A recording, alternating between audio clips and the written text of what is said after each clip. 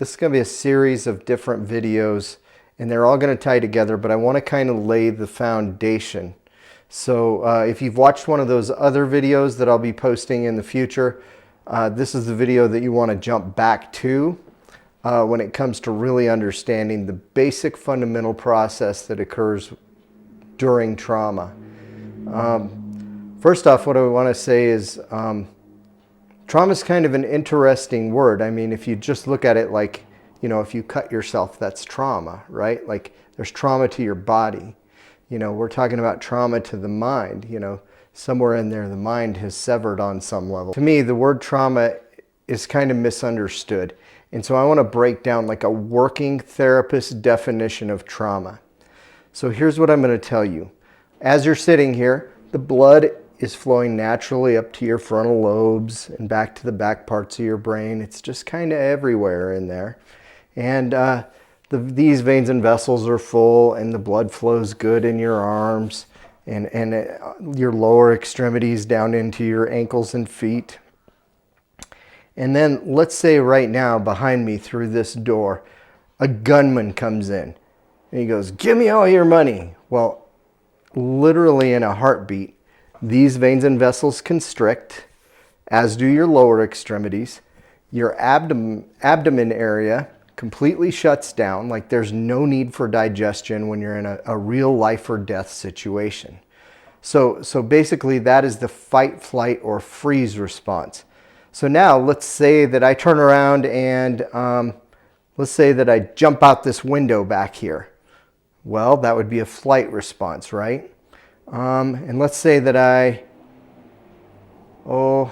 pick up this and throw it and hit him in the head. That would be a fight response, right?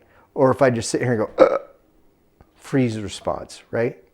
So if you think back over the course of your life, virtually everyone has had a startle response or a fight, flight, or freeze activation.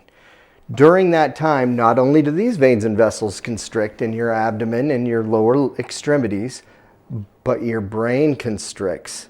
So your frontal lobes, this is all that is human.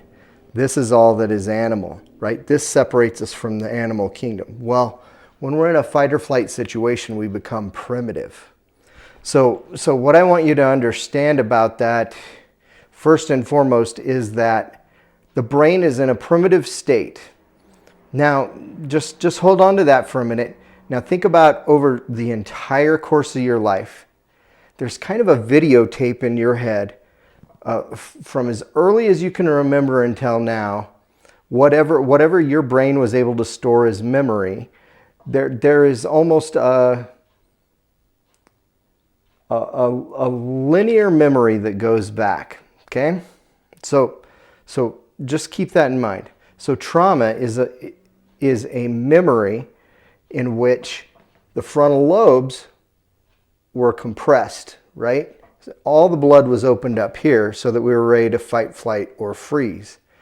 So two different types of memory, two different ways that we store memory. So during math in I think it was like third grade, we were learning times tables, right? Well, there's nothing scary going on in math class. I'm trying to stay awake, and I'm sitting there and I'm memorizing the times tables, and I have full access to my frontal lobes. So, you know, over the course of a few weeks, we figure out what 12 times 12 is, or 10 times 10, or 9 times 9, right? So it's a very mathematical process. It's very rational, right? Math makes rational sense. 5 plus 5, 5 apples plus 5 apples equals 10 apples. Pretty cut and dry. So now what we run into with trauma, though, things get quite a bit different.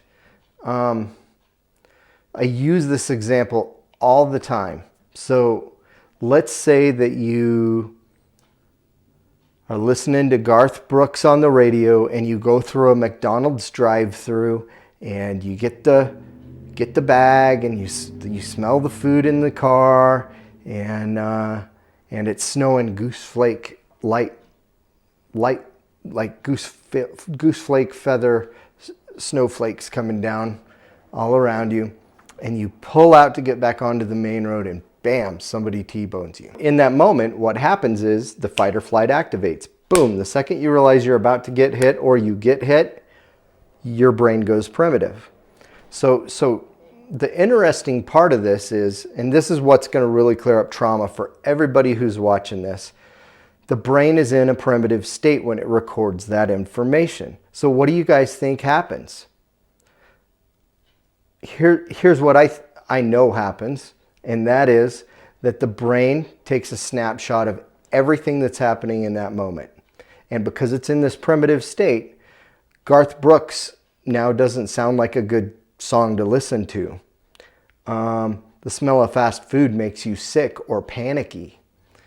Seeing the golden arches makes you anxious.